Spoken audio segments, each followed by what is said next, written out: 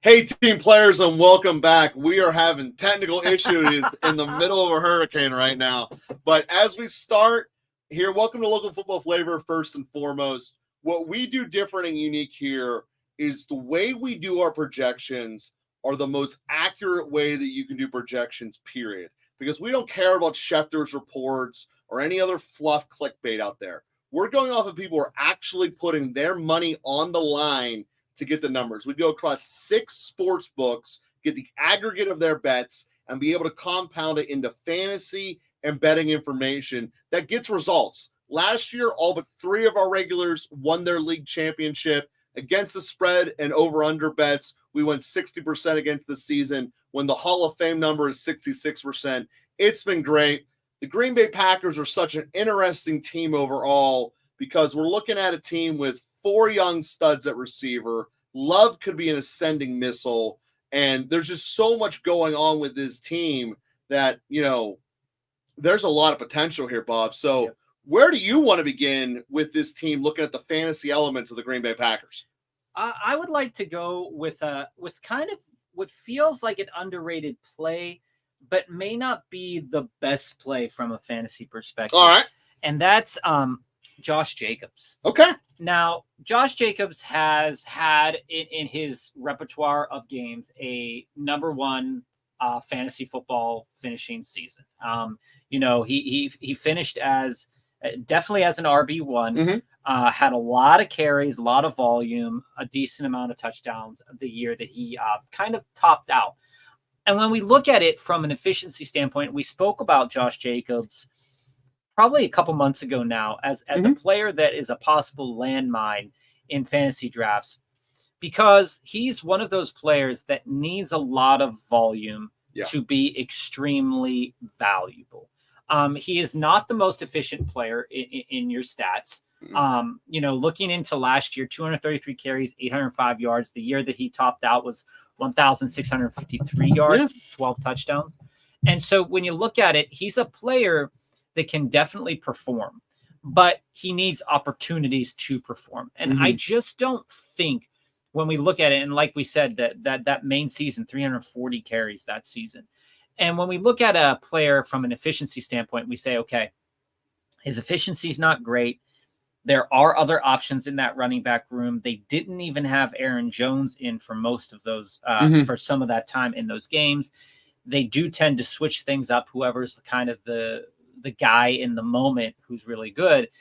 And I don't think that, while I don't think Josh Jacobs is bad enough value, say in round 4, I have seen him being taken as early as the beginning of round 3 and sometimes late round 2 in certain drafts where people are a little bit frightened of how the running back room looks.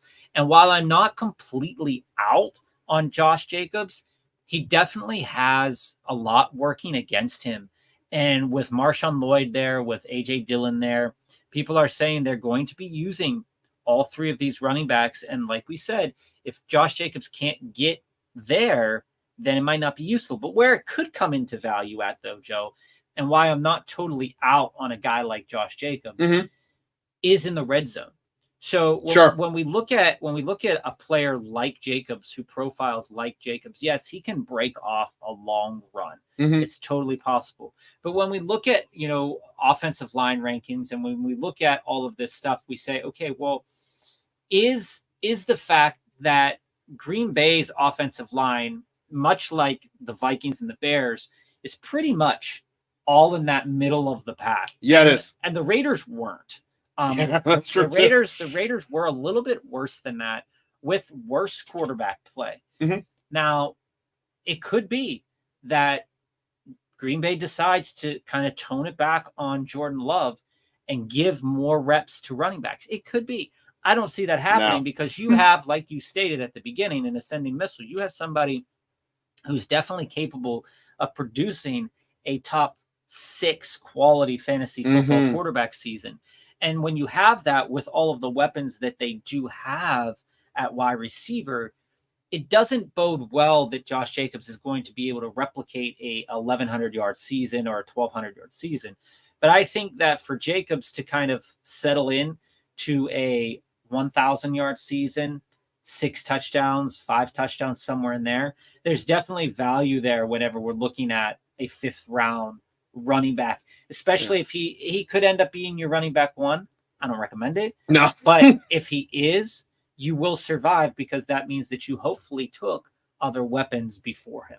Well, see, here's the thing with Jacobs is that you're going to know really by week 6 whether or not you want this guy or not. I look at Josh Jacobs like this, is that because there is so much other action in that room, if Jacobs does not have a September that looks like he's a Miami Dolphin in terms of just blowing up the stat sheet early, it's never going to happen. It's for that reason we don't have Jacobs ranked very high on our running back list. Now, we don't want to keep beating that dead horse whenever there's so much burning questions about the Packers here. And Bob, when we pull up our running or our receiver ranks, that's the biggest question with this team. Because when we look at the receivers of the Packers, pretty much everyone can recognize, okay, Love's going to end up being a top 10 quarterback. Sure, that's awesome. But what do we do with these receivers? If this is not clear cut like Houston, where it's like, all right, we know it's Collins, then Diggs, but what is the listing here for the Packers receivers? Well, for the Packers, the best thing about them, and it's very much unlike what we had spoken about together about the Bears, but then the video kind of took the crapshoot down. Yeah, is that each of these wide receivers is invaluable to what the Packers want to do. Mm-hmm. You have Jayden Reed, who performed very well last year, getting a decent amount of touchdowns, being a very big threat. Then you have Christian Watson, was to be that boom bust guy who will really push down the field. He seems to have solved what he says is his, musculature problem in terms of, his development as a player. So he could end up stepping back into that role and having a bigger piece of the pie.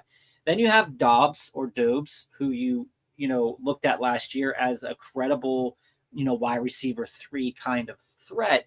And then you have Dontavian Wicks, who profiles to be pretty, a pretty good threat in the red zone, a guy that is being drafted really, really low. He is. 10th, 11th, 12th round. Tucker Kraft, tight end. There is a lot. There is a lot to keep.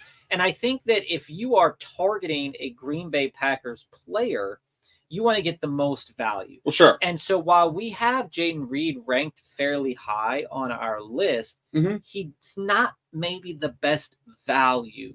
But he is the first one we'd recommend. When we're ranking the Packers quarterback, Reed is first. He is the wide receiver that we would recommend taking. But one of the players that I think that just comes a little bit further down on that list is Christian Watson. Christian Watson, especially if you're playing a weekly game like weekly winners on Underdog, you will definitely, see some return if he manages to stay healthy.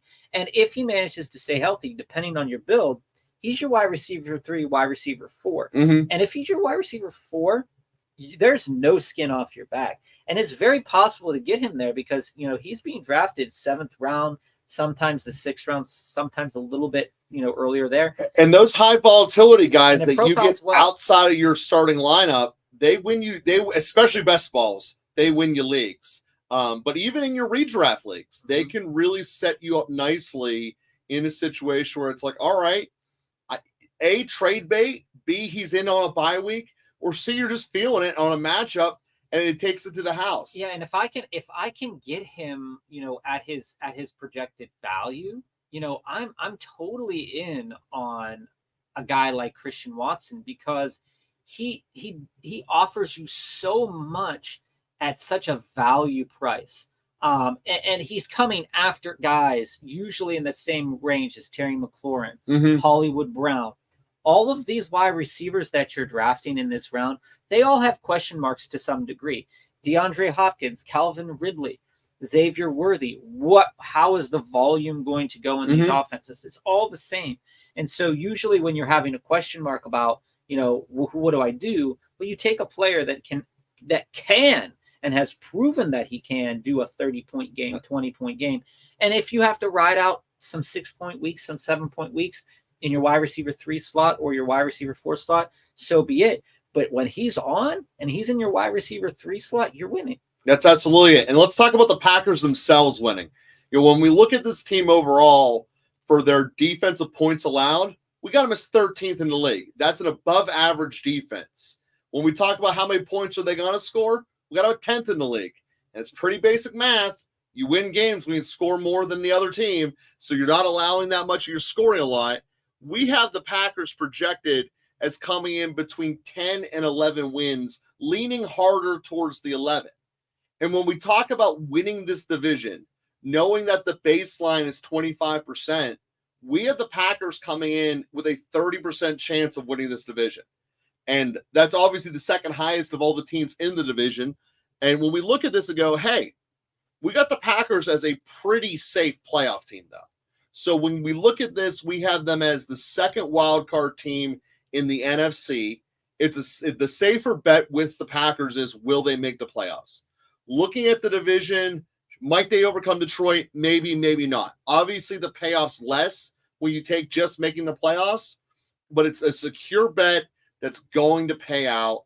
And when you look at this and say, ascending team, tons of insurance policies all over the roster. You can't have 4 receivers without the insurance policy. We mentioned how deep that running back room is.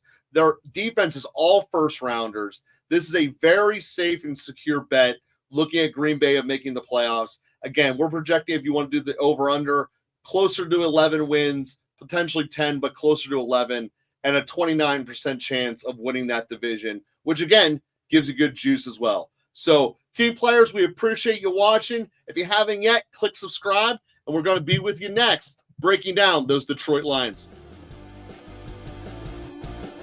Welcome